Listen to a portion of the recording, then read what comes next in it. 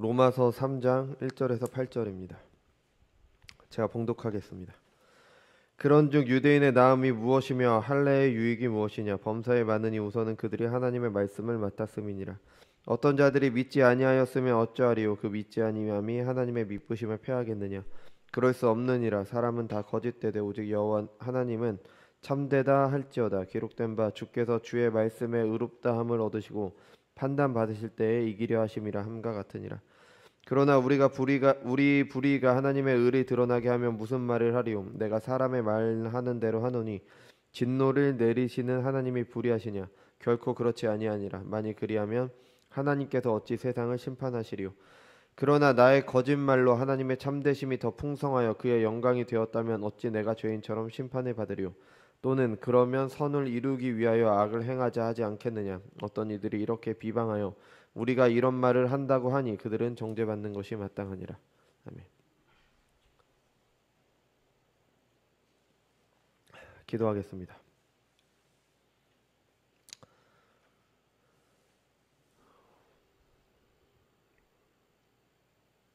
거룩하고 존귀하신 주님, 은혜와 사랑을 감사드립니다. 오늘도 주님의 거룩한 날 허락하셔서 예배 가운데 예배로 모일 수 있게 하신 은혜 감사드립니다.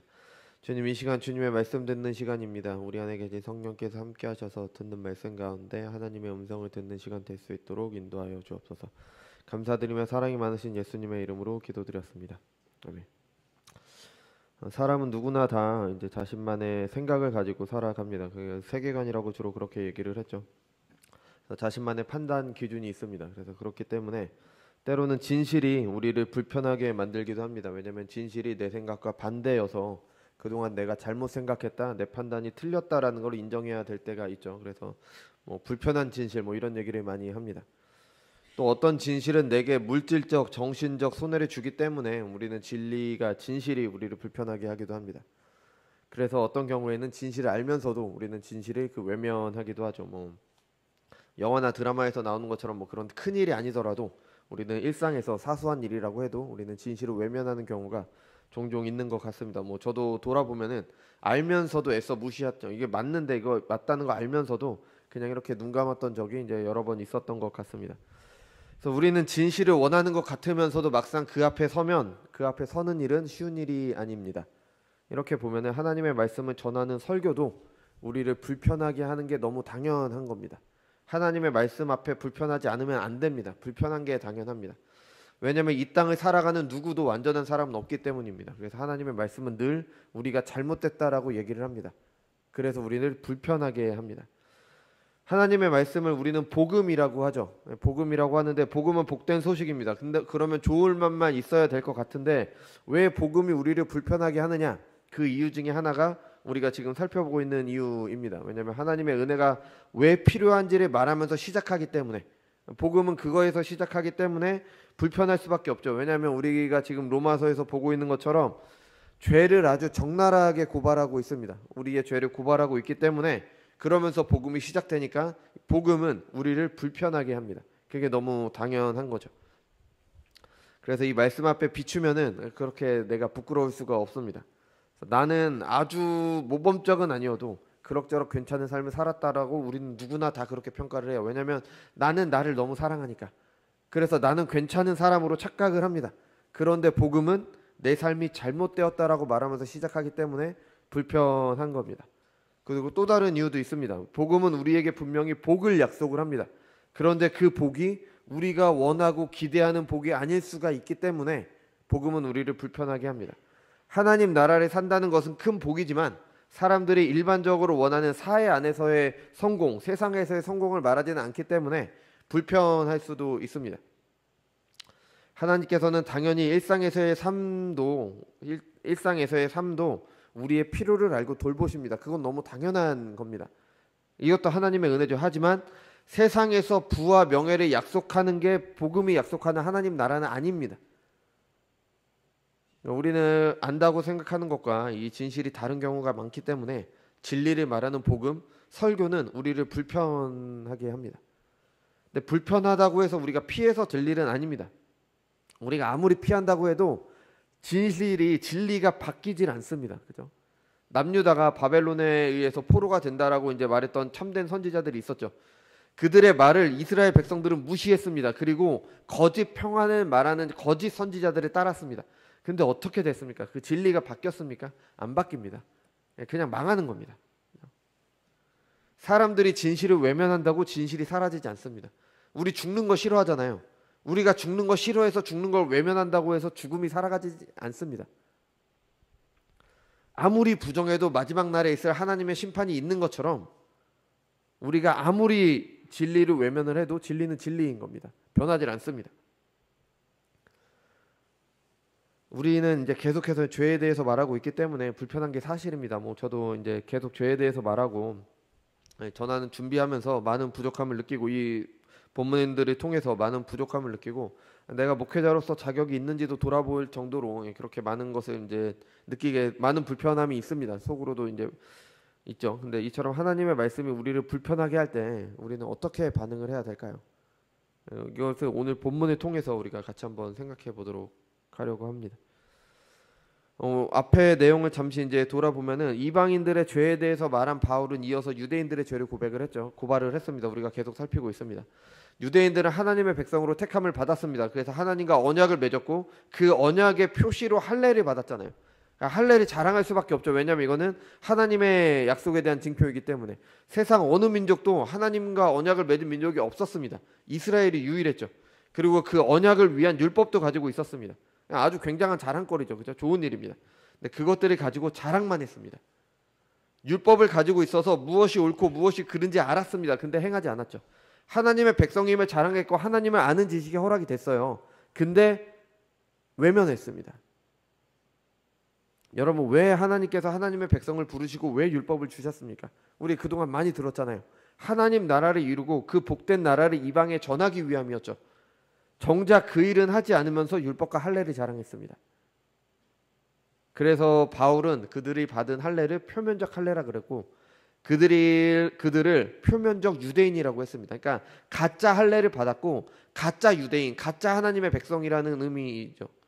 도리어 회심한 이방인들, 몸에 할례는 없지만 거듭남으로 하나님의 뜻을 행하는 이방인들이 마음에 새겨진 하나님의 법을 행하는 이방인들이 진짜 할례를 받은 것이며 진짜 유대인이다. 그게 이제 바울이 계속해서 이야기를 하게 되는 내용이 되는 거죠. 이것은 지금도 동일합니다. 교회에 다닌다고 세례를 받았다고 교회에서 직분을 맡았다고 무슨 교리를 공부했고 봉사를 뭘 했고 해서 나는 하나님의 자녀라고 생각해서는 안 됩니다. 말씀드린 것들이 다 중요하죠. 그런데 그 모든 것은 거듭난 신자들이 할 때 의미가 있는 겁니다. 표면적 할례가 아니라 마음의 할례, 중생한 신자들이 하나님의 자녀들인 겁니다. 그래서 하나님의 자녀들이 하나님 나라를 사는 삶이 교회를 다니고 세례를 받고 직분을 받아 교회에서 봉사도 하고 성경도 배우고 교리로 배우는 것으로 나타나는 거죠. 그뿐 아니라 교회 밖에서도 하나님의 법도에 순종함으로 하나님 나라를 누리며 전하게 되는 겁니다. 그렇지 않고 거듭남 없이 이런 것을 한다고 내가 하나님의 백성이다, 나는 그리스도인이다라고 말하는 건 표면적 유대인, 가짜라는 겁니다. 거짓이라는 거예요. 우리는 이 말씀을 통해서 우리가 진짜인지 가짜인지 지난주에 생각을 해봤습니다. 그죠? 그리고 오늘 본문은요, 이런 바울의 책망을 받은 유대인들이 할 수 있는 질문이에요. 그러니까 아니 네 말은 틀렸다. 우리 그러면 이렇지 않냐? 그러니까 반론입니다. 반론. 이 반론에 대해서 이제 바울이 대답을 하는데 아마도 바울이 복음을 전할 때 직접 그 앞에서 이런 말을 했을 수도 있지만 아마도 이제 바울이 없는 곳에서 바울을 이제 비난하기 위해서 이런 말들을 이제 바울이 전해 들었을 겁니다. 그래서 이 질문들을 이제 살펴볼 건데요. 첫 번째 질문은 이겁니다. 우리가 그 1절에서 봤듯이 그런즉 유대인의 나음이 무엇이며 할례의 유익이 무엇이냐. 유대인들이 받은 할례가 가짜고 유대인들이 가짜 하나님의 백성이라면 언약을 받은 유대인들에게 무슨 유익이 있냐. 그럼 유대인이라는 게 무슨 유익이 있냐. 이에 대한 자세한 답은 이제 9장부터 11장에서 자세히 설명이 돼요. 근데 바울은 여기서 간단하게 대답을 하죠. 유익이 있다. 유익이 없는 게 아닙니다. 유익이 있습니다. 범사에 많다. 근데 먼저는 가장 중요한 것은 하나님의 말씀을 맡은 것이다. 뭐 바울이 말한 하나님의 말씀은 우리가 일반적으로 생각하는 하나님의 말씀은 성경과 같은 하나님의 말씀일 수도 있고요. 아니면 그 하나님의 말씀으로 주어진 유대인들이 받은 언약일 수도 있습니다. 뭐 둘 다일 수도 있겠죠. 뭐 어느 쪽이 되었던 하나님께서 그의 말씀을 유대인에게 맡기셨다는 것은 큰 유익입니다. 누구에게도 허락되지 않는 하나님을 아는 지식이 허락이 된 겁니다. 하나님께서 택하신 자들을 통해 이루실 하나님 나라에 대한 언약이 그들에게 맡겨진 겁니다. 물론 유대인으로 태어나면 자연히 하나님을 아는 지식이 생기고 자연히 언약 백성이 된다는 의미는 아닙니다. 바울이 말한 것처럼 가짜가 있어요. 그럼에도 유익이 있는 겁니다. 이는 마치 한 아이가 그리스도인 가정에서 태어난 것과 비슷한 유익입니다. 우리 장로교에서는 유아 세례를 주죠. 그죠? 근데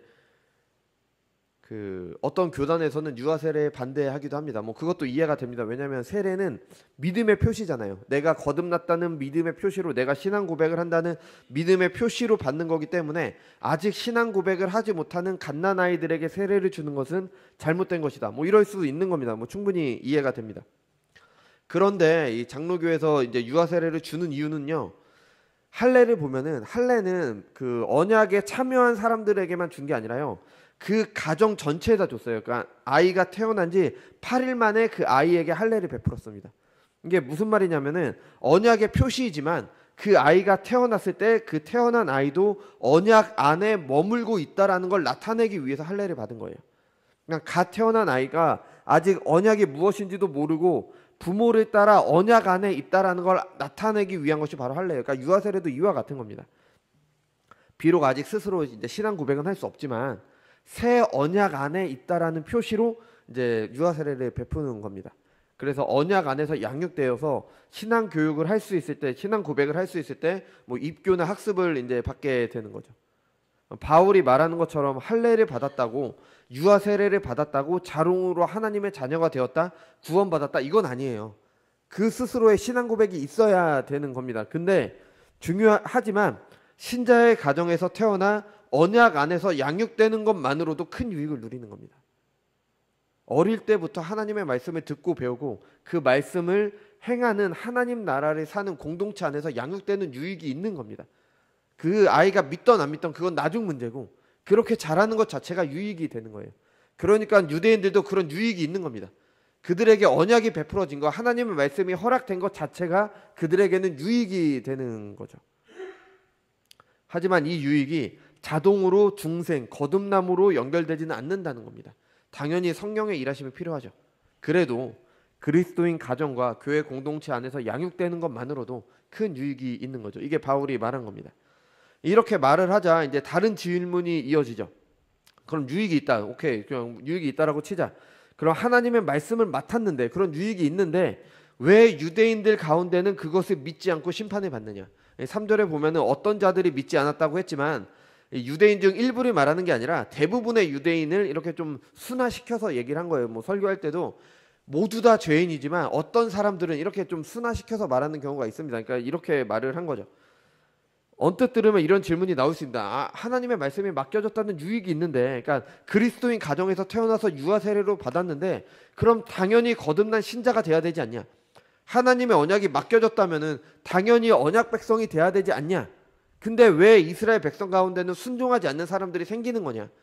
이런 질문을 하는 거죠. 이건 가만히 보면요, 뭐 그럴듯하지만 가만히 보면 굉장히 이기적이고 어린아이 같은 질문이에요. 이스라엘의 유익을 위한 언약이 주어졌어요. 누구도 하나님을 알 수 없는데 하나님을 아는 지식을 얻을 수 있도록 하셨습니다. 근데 그 언약을 깼고 하나님을 아는 지식이 앞에 있어도 거절한 게 바로 이스라엘입니다. 그러면서 하나님 탓을 하고 있는 거예요. 아니, 하나님 언약을 주셨으면 그 언약 백성이 되도록 하셔야지 왜 그냥 두셨습니까? 아니, 다 주셨잖아요. 유익을 위해 주셨는데도 안 하면서 하나님을 탓하고 있는 겁니다. 그러니까 이거를 약속을 주셨으면 지키게도 해주셔야죠. 하나님을 아는 지식을 주셨으면 알게도 해주셔야죠.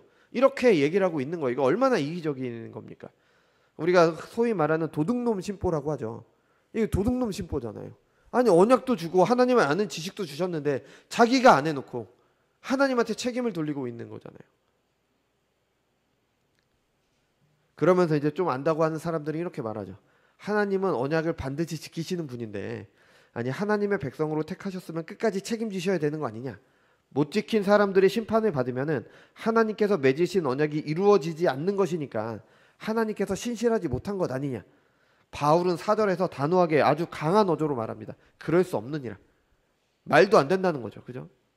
그 이유는 하나님은 참되시기 위함입니다. 참되시기 때문에. 그 근거 구절로 이제 시편 51편 4절을 인용을 하죠. 이 시편 51편은 다윗의 시예요. 우리가 근데 시편 51편을 살펴보면은 표제가 나옵니다. 그 표제에서 뭐라고 나오냐? 다윗이 밧세바와 불륜을 저지르고 나서 나단 선지자가 와서 하나님께서 그를 책망하실 때 다윗이 하나님께 죄를 고백하면서 한 시가 바로 요 51편입니다. 자신의 죄를 고하면서 용서해 주실 것을 간구하는 내용이죠. 그 중에서 4절을 보면은 내가 주께만 범죄하여 주의 목전에 악을 행하여 싸우니 주께서 말씀하실 때 의로우시다 하고 주께서 심판하실 때 순전하시다 하리이다. 아멘. 이게 무슨 말이냐? 내가 주께 범죄하였으니까 주님의 심판이 맞고 정당하다는 겁니다. 주님께서 심판의 말씀을 하실 때 의로우시고 주님의 심판이 정당하다는 겁니다. 바울은 이 시를 인용해서 언약에 신실하지 못한 이스라엘을 심판하시는 하나님의 미쁘심, 신실하심, 참되심이라고 이야기를 하고 있는 거예요. 우리가 알다시피 하나님과 이스라엘이 맺은 언약은요, 순종할 때 복이 약속되었고 불순종할 때 저주가 약속되었습니다. 이스라엘이 불순종했잖아요. 그럼 하나님께서 이스라엘을 심판하시는 게 하나님의 언약적 신실함인 겁니다. 하나님은 미쁘시기 때문에, 믿을 만한 분이시기 때문에, 언약에 신실하시기 때문에 불순종한 이스라엘을 심판하시는 겁니다. 그러니까 하나님의 심판이 정당한 거죠. 느헤미야도 이제 같은 말을 해요. 우리 하나님이여 광대하시고 능하시고 두려우시며 언약과 인자하심을 지키시는 하나님이여 우리와 우리 왕들과 방백들과 제사장들과 선지자들과 조상들과 우리의 주의 모든 백성이 아수르 왕들의 때로부터 오늘까지 당한 모든 환난을 이제 작게 여기지 마옵소서. 그러나 우리가 당한 모든 일에 주는 공의로우시니 우리는 악을 행하여 싸우나 주께서는 진실하게 행하였음이니이다. 아멘. 우리가 악을 행했기 때문에 우리가 받은 심판이 맞다는 겁니다. 하나님께서 진실하시기 때문에 우리를 심판하셨다는 거예요. 하나님의 공의에 따라, 참되심에 따라 심판받는 게 맞다라는 겁니다. 그랬더니 또 다른 질문을 합니다. 그러면 더 말도 안 되는 질문이에요. 뭐라고 하냐면, 그럼 내가 죄를 지어서 하나님께서 심판하셨다. 그래서 하나님의 공의가 세상에 드러났다. 그럼 나의 불의가 하나님의 의로우심을 드러냈으니까, 하나님의 의로우심 드러냈으니까 좋은 것 아니냐. 그럼 내가 좋은 일 했는데 왜 심판받아야 되냐. 이런 말도 안 되는 얘기를 하는 겁니다. 나의 죄가 결국 하나님의 공의로움을 드러내서 하나님의 영광을 나타냈는데, 나도 하나님께 영광 돌리지 않았냐. 내 죄가 하나님께 영광 돌리지 않았냐. 나를 죄인처럼 심판하는 게 옳으냐. 아주 그럴듯한 궤변이죠. 그죠? 이런 주장이에요. 그러니까 가룟 유다가 예수님을 팔았는데 그건 하나님의 뜻을 이루어지기 위해서 한 일이었다. 왜냐하면 예수님께서 십자가에 달리셔야 됐으니까요. 가룟 유다는 죄가 없다. 이게 말도 안 되는 궤변이잖아요. 그죠?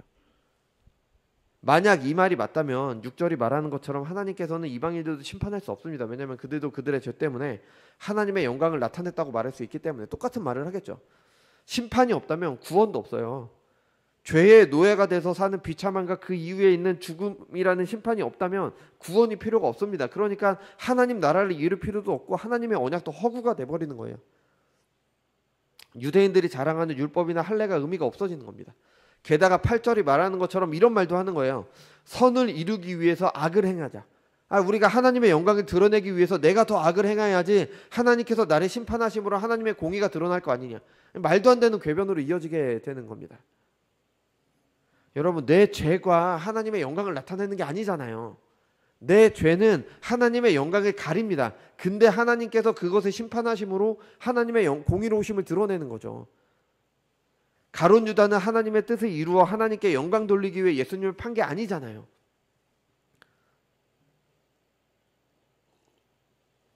이게 비교가 될 수 있을지 모르겠는데 일본이 우리나라를 식민지로 했잖아요. 그렇죠? 그러면서 무슨 말을 합니까? 일본 때문에 조선이 근대화된 거다. 우리 일본이 니네 위해서 뭐 철도도 깔아주고 뭐 해주지 않았냐. 그러니까 우리는 니네한테 좋은 일을 한 거니까 우리한테 뭐라고 할 필요 없다. 이게 지금 유대인들이 이런 말을 하는 거잖아요. 악을 행함으로 좋은 결과를 가져왔다고 해서 그 악이 정당화될 수가 없는 겁니다. 말도 안 되는 소리죠. 세 번째 질문이 이런 겁니다. 내가 죄를 지어서 하나님의 영광을 드러났다면 결과적으로 나는 선을 행한 거 아니냐? 그럼 죄를 지은 것으로 심판하시면 안 되는 거 아니냐? 왜냐하면 나는 하나님의 영광을 드러냈으니까.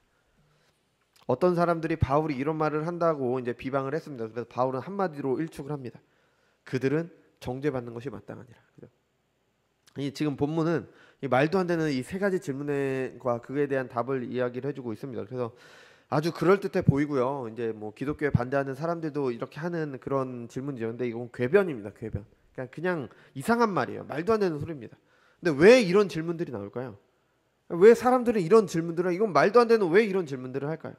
그 자체로 모순이 이런 질문들을 해요. 왜 그러냐? 사람들이 자신을 너무 사랑하기 때문입니다. 그래서 내가 죄인이라는 것을 인정하기 싫어서, 그러니까 진리 앞에 변명하기 위해서 궤변을 늘어놓는 겁니다. 자신의 죄를 고발하는 하나님의 말씀 앞에 핑계를 대는 거죠.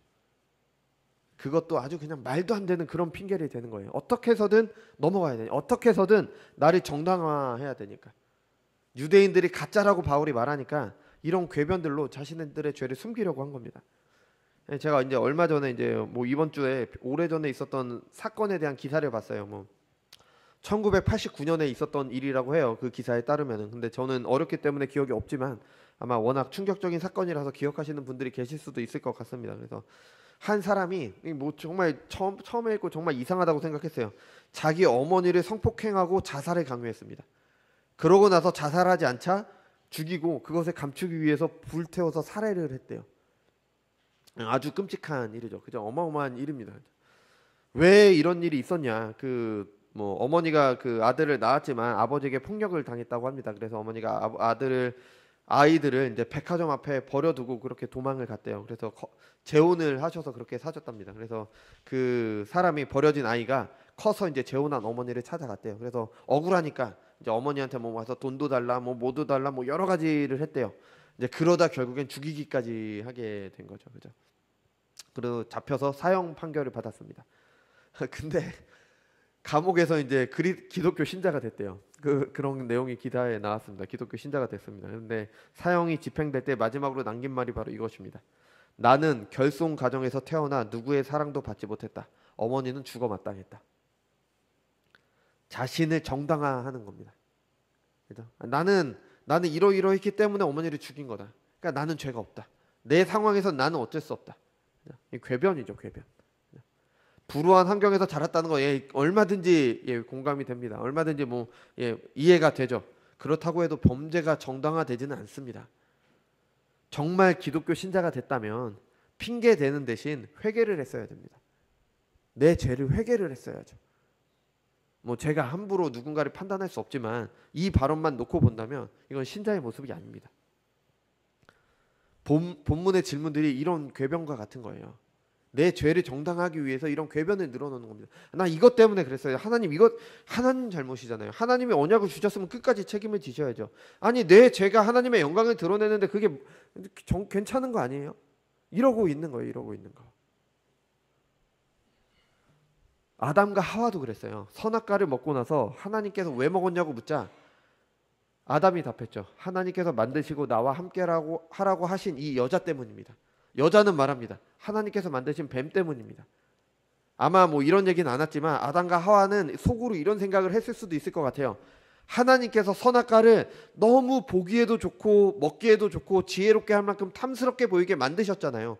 그러니까 내가 먹을 수밖에 없었습니다. 이런 말까지 했을 수 있었을 것 같아요. 뭐 어느 목사님께서는 이런 예를 드셨어요. 어떤 사람이 지나가다가 빵을 훔쳤어요. 근데 잡혔습니다. 하는 변명이 뭘까요? 주인이 빵을 너무 맛있게 만들어서 내가 안 먹고는 못 견뎠습니다. 그래서 어쩔 수 없이 내가 훔쳤습니다. 말도 안 되는 궤변이죠. 말도 안 되는 궤변. 왜 이런 궤변을 할까요? 왜 자신의 죄를 드러내는 하나님의 말씀 앞에 이런 궤변을 늘어놓을까요? 나를 사랑하니까. 나를 정당화하기 위해서입니다. 모든 철학들이 뭐 다 잘못됐다고 말을 할 수 없지만 어떤 것들은 자신의 핑계를 대기 위해서 나온 것들도 있습니다. 그래서 저는 제가 이 말씀을 드리는 이 철학에 대해서 말씀드리는 이유는 우리 시대 정신이 약간 이런 쪽으로 흘러가고 있기 때문이에요. 그래서 어느 목사님께서 설교 중에서 언급하신 철학자가 있는데 뭐 제가 그래서 좀 찾아봤습니다. 근데 실제로 좀 그런 일들이 있었습니다.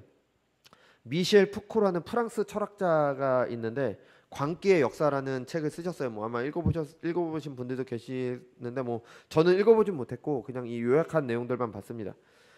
이 미셸 푸코라는 분께서는 이 광기를, 우리는 광기를 보통 나쁜 것으로 생각을 하잖아요. 미쳤다라는 뜻이니까. 근데 이 광기를 나쁜 것으로 보지 않습니다. 그러니까 광기의 정의가 조금 다른 거죠. 그러니까 좀 세상과 좀 다르게 행동하는 것, 좀 우리가 일반적으로 말할 때 비정상이라고 생각하는 거를 광기라고 그렇게 말씀을 하셨어요. 그래서 이 광기를 나쁜 것으로 보지 않고 도리어 사회의 여러 가지 것들, 뭐 종교나 도덕적인 기준 아니면 정신의학 같은 것들이 이제 광기를 나쁜 것으로 보아 억압하고 있다라고 그렇게 주장을 하십니다. 그래서 광기를 통해 예술이 나타났고 광기를 가진 사람들이 천재들이다, 뭐 이런 식으로 얘기를 하십니다. 뭐 어느 정도 일리가 있는 말도 있죠. 그런데 권력이 인간의 이성으로 이 광기를 억제하기 위해서 억압했다. 그게 바로 우리가 살아온 역사다. 그래서 광기의 역사라는 책이 뭐 주로 이런 내용입니다. 그래서 정상과 비정상은 사회 구조가 정하는 것이다. 결국엔 요거입니다. 그러니까 핵심이 요거예요. 그럴듯하죠, 그죠? 누가 정상과 비정상을 정할 수 있냐? 사회 구조가 그냥 사람들을 이렇게 억압해 온 결과다. 그러니까 정상과 비정상을 함부로 말하면 안 된다. 우리 시대 정신과 좀 비슷하죠. 그런데 그의 삶을 보잖아요. 그의 삶을 보면은 이런 주장이 자신의 비정상적인 행동을 정당화하기 위한 것으로 보여요. 이분이 어떤 사람이었냐? 소아성애자였습니다. 소아성애자. 어린 아이들과 그런 걸 하는 거죠. 또 동성애자였어요. 그러니까 그것을 정당화하기 위한 것이 바로 그의 철학으로 보여요. 이것은 나의 광기다. 권력이 정한 이런 비정상적이라는 기준으로 나를 판단하지 마라. 누가 나를 죄인이라고 할 수 있냐? 이거는 그냥 내가 판단하는 건 내 광기니까. 너희들이 나를 판단할 수 없다.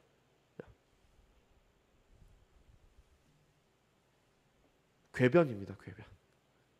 이 철학자를 소개하신 목사님의 말씀처럼 이 사람의 행동은 죄입니다. 이 사람을 통해 가정이 파괴가 됩니다. 이 사람을 통해 아이들이 고통받습니다. 그 자신도 결국 에이즈로 죽었다고 합니다. 자신의 죄를 정당화하면서 다른 사람들의 피해는 모르는 척하는 거죠. 그래서 궤변인 겁니다. 궤변. 나를 정당화하기 위한 궤변. 그런데 좀 어려운 말, 고상한 말로 이런 궤변들을 잘 포장해서 세상에 내놓습니다. 나를 정당화하기 위해서. 사람들은 뭔가 있어 보여서 그런지 아니면 나도 그 사람의 말을 들어야지 내 죄가 가려져 수 있어서 그런지 아니면 현재 사회의 불만 때문에인지 몰라도 좀 새로운 것이 보이면 박수를 쳐줍니다. 그죠? 이런 사람들의 영향을 받아서 우리 시대에는 이제 뭐 선악의 기준이 사라지고 정상과 비정상의 기준이 사라져갑니다. 그래서 무슨 해괴한 것들도 인정해줘야 된다. 틀린 것도 다른 것으로 해야 된다. 이런 세상 속에서 우리가 살아가고 있습니다. 그럴 때 보이지만 그 속을 들여다보면 결국에 죄를 정당화하기 위한 궤변을 늘어놓는 것뿐입니다. 네, 교회 안에도 이런 궤변이 있어요. 예정설에 대한 것도 있고요. 이신칭의에 대한 것도 있습니다. 잘못 이해한 예정설로 하나님께서는 이미 구원받은 사람들이 다 정해주셨다. 그러니 사람은 아무것도 할 필요 없고 알아서 척척될 것이다. 예정되지 못한 사람은 뭘 해도 구원받지 못할 것이고 예정된 사람은 뭘 해도 구원받을 것이다. 그러니까 아무것도 할 필요 없다. 이게 맞습니까? 하나님께서는 창세 전에 구원할 자를 택하셨습니다. 에베소서 1장 1절에서 3절 우리가 오후에 자주 찬양하는 거죠. 찬송하리로다 하나님 곧 주 우리 예수 그리스도의 아버지께서 그리스도 안에서 하늘에 속한 모든 신령한 복을 우리에게 주시되 곧 창세 전에 그리스도 안에서 우리를 택하사 우리로 사랑 안에서 그 앞에서 거룩하고 흠이 없게 하시려고 그 기쁘신 뜻대로 우리를 예정하사 그리스도 예수로 말미암아 자기 아들들이 되게 하셨으니. 아멘. 분명합니다. 그죠? 하나님께서는 우리를 예정하셨어요. 그런데 우리는 하나님의 예정을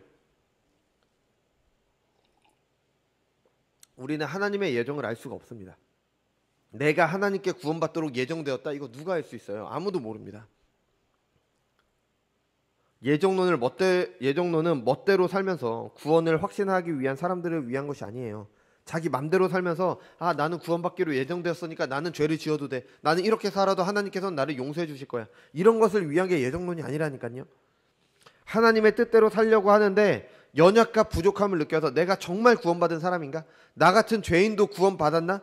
하나님이 주신 이런 근심을 하는 사람들에게 하나님의 구원의 확실함을 말해주기 위한 게 바로 예정론인 겁니다. 오직 믿음으로 의롭다 하심을 받았다는 것도 마찬가지예요. 믿음으로 구원받았다. 나는 믿음으로 구원받았으니까 나는 맘대로 살아도 된다가 아니라 아무런 공로 없이 오직 그리스도를 믿는 믿음으로 구원받았다. 나는 행함으로 구원받지 않았다. 나에게서 나오는 그 어떤 게 아니라 오직 밖에서 주어지는 은혜로 구원받았다. 그런데 그 이후에 성경은 말하는 게 뭐냐? 일관되게 믿음과 그에 따른 행위, 행동, 행함을 함께 본다는 겁니다. 성경은 그 어디에서도 믿음 따로 행함 따로 보지 않아요. 믿음과 행함을 하나로 봅니다. 바울이 믿음으로 구원받는다라고 얘기를 했잖아요. 근데 계속해서 행함을 말합니다. 믿음과 행함은 하나예요.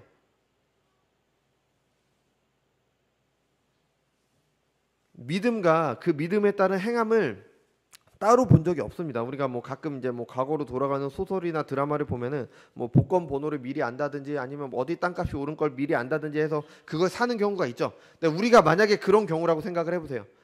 내가 복권이 번호가 뭔지 알고 어디 땅값이 오를 거 알아요. 그럼 여러분 사겠어요? 안 사겠어요? 당연히 사겠죠. 왜냐하면 믿으니까 사는 겁니다. 안 믿으면 안 사요. 그게 확실하면 우리는 행동을 합니다. 사람은 믿는 대로 행동하게 돼 있습니다. 믿는데 행동하지 않는다? 이건 안 믿는 겁니다. 믿음으로 구원받았으니까 내 마음대로 살아도 된다? 이건 궤변입니다. 이거는 성경을 1도 모르는 사람들이 만들어낸 말이에요. 내 죄를 가리기 위해서, 정당화하기 위해서. 믿음을 행하게 됩니다. 물론 연약함과 부족함이 있을 수 있습니다. 근데 행하게 돼요. 당연히 우리의 과거, 현재, 미래에 지었고 짓고 있고 앞으로 지을 모든 죄들은 그리스도의 보혈의 공로로 용서받게 됩니다. 근데 그것이 우리가 지금 죄를 짓는 걸 정당화하지 않습니다. 그 은혜를 받은 사람은 죄를 짓지 않으려고 해요. 하나님의 뜻에 순종하려고 합니다. 연약함 때문에 죄를 짓더라도 그걸 정당화하지 않아요. 도리어 하나님 앞에 가져가서 회개를 합니다. 그리고 애통하죠. 나는 그리스도의 보혈의 공로로 죄사함의 은혜를 입었는데 저는 아직도 죄를 짓습니다. 왜 나는 아직도 이거밖에 안 됩니까? 왜 나는 아직도 하나님의 뜻대로 살지 못합니까? 죄를 지을 수밖에 없는 자신의 처지를 애통해하며 회개합니다. 정당화하지 않습니다. 나는 이러이러해서 죄를 지어. 나는 이러이러했으니까 어쩔 수가 없었습니까? 나는 이렇게 해서 어쩔 수가 없었어요. 이건 신자의 모습이 아니라는 거죠. 궤변에 가까운 겁니다. 그리고 신자는 회개하고 말로만 회개하지 않고 다시 죄를 짓지 않으려고 합니다. 그러면서 점점 믿음이 자라가게 되는 겁니다. 이것이 마음의 할례를 받은 사람들, 믿음으로 의롭다 하심을 받은 사람들의 모습인 겁니다. 여러분, 우리 교회에서 왜 이런 궤변을 말할까요? 이것도 똑같습니다. 내 죄를 인정하기 싫은 겁니다. 진리 앞에 어떻게 해서든 변명하고 싶은 겁니다. 죄를 짓고 있는 자신을 정당하기 위한 겁니다. 나는 예정됐으니까, 나는 은혜로 구원받았으니까 이렇게 살아도 된다, 저렇게 살아도 된다. 여러분, 우리 지난주에 신앙주의에 대해서 말씀드렸잖아요. 그죠? 기억하실 거예요. 로이드 존스 목사님께서 예수님을 믿는 게 아니라 내가 예수님을 믿는다고 확신하는 나의 믿음을 믿는 것, 이게 신앙주의라고 말씀을 드렸잖아요. 예수님이 아닌 내가 믿는다는 것을 믿는 겁니다. 나는 믿으니까 내 구원은 확신해. 이런 확신이 신앙주의일 수 있는 겁니다. 예수님을 믿어야죠. 나의 믿음을 믿는 게 아니라. 네, 이 프란시스 셰퍼라는 분께서 이성으로부터의 도피라는 책을 쓰셨는데 이 같은 내용을 이분께서는 신비주의라고 하셨어요. 이게 왜 신비주의냐? 내 마음대로 생각하고 내 마음대로 믿는 게 신비주의라는 겁니다. 하나님께서는 하나님을 성경에 계시하셨잖아요. 근데 사람들은 성경에서 하나님을 찾지 않습니다. 어디서 찾아요? 그냥 내 생각에서 찾아요. 내 마음속에서 들리는 음성, 내 마음속에 오는 어떤 울림, 뭐 이런 걸 찾죠. 이게 신비주의라는 겁니다. 아니, 성경에 분명히 계시되어 있는데 하나님께서 하나님을 아는 지식을 우리에게 주셨는데 내 마음에서, 내 경험에서 내가 만든 하나님을 하나님으로 정해버리는 겁니다. 이게 신비주의인 겁니다. 이게 신비주의. 그러니까 사람들은 하나님을 말을 하는데 하나님을 믿지는 않아요. 내가 만든 하나님을 믿는 거니까. 모세가 시내산에서 율법을 받을 때 밑에서 아론과 백성들은 뭘 만들었어요? 황금 송아지를 만들었잖아요. 그것 가지고 뭐라 그랬습니까? 너희를 구원한 하나님이다라고 했어요. 이게 신비주의인 겁니다. 내가 만든 하나님을 믿는 거예요. 하나님을 믿는 게 아니라. 그리고 이 신비주의는 우리 시대에도 그대로 나타나고 있습니다. 내가 생각한 하나님을 믿죠. 구원도 마찬가지예요. 구원받은 신자는 당연히 순종의 열매를 맺어야 됩니다. 하나님 나라를 살아야 돼요. 하나님의 법도에 순종해야 됩니다. 이게 성경에 계시된 거잖아요. 이게 맞는 거잖아요. 이게 진리잖아요. 근데 이게 아니라 내 마음속에 확신을 믿어요. 아니, 나는 그렇게 하지 않아도 나는 믿으니까 나는 구원받은 거예요. 아니, 나는 하나님을 믿는데 하나님의 뜻대로 살지는 않으면서 하나님의 법도는 무시하면서 하나님의 계시는 아무렇지도 않게 생각하면서 난 그래도 하나님 믿어. 나는 하나님 믿고 있으니까 나는 구원받았어. 이게 신비주의라는 겁니다. 이게 신앙주의고. 나는 구원받은 것을 확신해. 이거 누구의 생각입니까? 내 생각입니다. 내 판단이에요. 누구를 믿는 겁니까? 나를 믿는 거예요. 나를 믿는 거. 왜 이런 궤변인 생각들을 하게 될까요? 내 죄를 정당화하기 위해서예요. 내 마음에 들지 않는 진리를 피하기 위해서입니다. 내가 좋아하는 것만 따르기 위해서예요. 성경이 계시하는 하나님이 아니라 내가 생각하는 하나님이셔야 됩니다. 하나님의 말씀을 겸손하게 받는 게 아니라 내 생각으로 그 말씀을 판단합니다. 그리고 내 마음에 맞게 바꿉니다. 왜요? 내 죄를 가리기 위해서, 나를 정당화하기 위해서. 하나님 나라가 그렇게 좋다는데 마지막 날에 있을 최후의 심판은 피하고 싶은데 하나님이라는 강한 신이 내 삶을 좀 도와줬으면 좋겠는데 하나님께 순종하며 사는 것은 싫습니다. 죄가 더 좋고 세상의 자랑이 더 좋습니다. 둘 다 포기하고 싶지 않습니다. 그래서 내 마음에 맞는 진리를 만들어내는 겁니다. 그러니까 궤변이 나오는 거죠. 그러니까 이단이나 사이비에서 이것을 말해주면 그래, 그것이 옳다, 그게 맞다, 그게 내 생각과 맞아, 그러고 나서 빠지게 되는 겁니다. 사람들이 왜 구원파에 가게 됩니까? 너는 구원 받았으니까 네 마음대로 살아도 된다라고 얘기를 하니까 가는 거잖아요. 여러분, 유대인들의 유익은요, 하나님의 말씀을 맡은 것이었습니다. 그 말씀을 통해 주신 하나님의 언약을 맡은 것이었어요. 하지만 유대인들은 그것을 스스로 거절했죠. 하나님의 말씀을 받지 않았습니다. 하나님의 언약을 스스로 깨버렸습니다. 그리고 나서 하나님의 말씀이 그들을 책망하자 한 일은 자신들을 정당화하기 위해 궤변을 늘어놓는 것이었습니다. 그게 우리가 살펴본 질문이었습니다. 여러분, 우리에게도 하나님의 계시가 허락되었습니다. 하나님의 말씀이 우리에게 있습니다. 그 말씀을 통해 그리스도께서 우리의 대표로 그의 피로 맺으신 새 언약이 우리에게 허락됐습니다. 그렇다면 우리 그 유익 누려야 되지 않겠습니까? 내 죄를 정당하기 위한 궤변으로 그 유익을 스스로 버려서야 되겠습니까? 하나님의 말씀을 듣고 그 법이 내 죄를 드러내는 것이 내게 유익인 겁니다. 내 죄가 무엇인지 알고 회개할 수 있는 게 내게 유익인 겁니다. 그것을 듣고도 스스로 정당화하고 있다면 내게 허락된 유익을 버리는 겁니다. 하나님의 진리 앞에 겸손해야 됩니다. 나를 정당화할 것이 아니라 내 죄에 대한 책임을 하나님께 넘겨서는 안 됩니다. 하나님께서 그러셨잖아요. 하나님께서 이런 상황을 만드셨잖아요. 저 어쩔 수가 없었어요. 하나님의 은혜를 죄를 지어도 되는 변명거리로 삼아서는 안 됩니다. 또 다른 죄를 더할 뿐인 겁니다. 핑계댈 것이 아니라 세상 철학 등으로 궤변을 늘어놓을 것이 아니라 우리는 회개해야 됩니다. 그리고 다시 하나님의 말씀을 하나님의 나라를 이루는 삶으로 이제 전해야 되는 거죠. 이것이 하나님의 말씀에 맡겨진 신자들이 누리는 유익인 겁니다.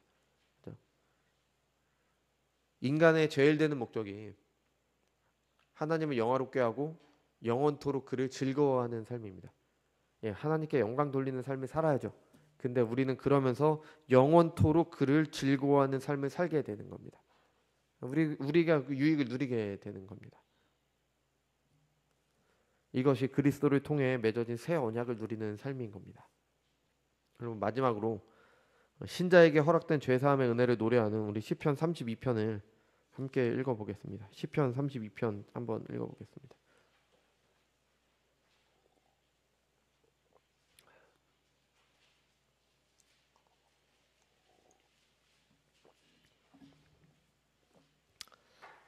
시편 32편입니다. 제가 봉독하겠습니다. 허물의 사함을 받고 자신의 죄가 가려진 자는 복이 있도다. 마음에 간사함이 없고 여호와께 정죄를 당하지 아니하는 자는 복이 있도다. 내가 입을 열지 아니할 때에 종일 신음함으로 내 뼈가 쇠하였도다. 주의 손이 주야로 나를 누르시오니 내 진액이 빠져서 여름 가뭄에 마른같이 되었나이다. 내가 이르기를 내 허물을 여호와께 자복하리라 하고 주께 내 죄를 아뢰고 내 죄악을 숨기지 아니하였더니 곧 주께서 내 죄악을 사하셨나이다. 이로 말미암아 모든 경건한 자는 주를 만날 기회를 얻어서 주께 기도할지라. 진실로 홍수가 범람할지라도 그에게 미치지 못하리라. 주는 나의 은신처이오니 환난에서 나를 보호하시고 구원의 노래로 나를 두르시리이다. 내가 내 갈 길을 가르쳐 보이고 너를 주목하여 훈계하리로다.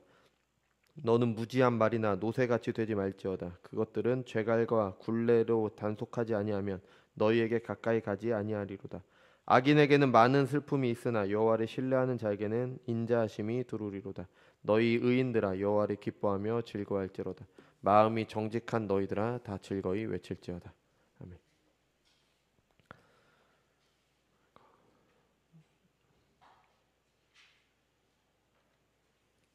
회개하지 않음으로 고통 속에 있던 시인은 회개함으로 하나님의 은혜를 누리며 이런 노래를 하게 되었습니다. 그리고 하나님 나라를 살게 되었습니다. 여러분 우리에게 이런 은혜가 허락되길 바랍니다. 기도하겠습니다. 거룩하고 존귀하신 주님, 은혜와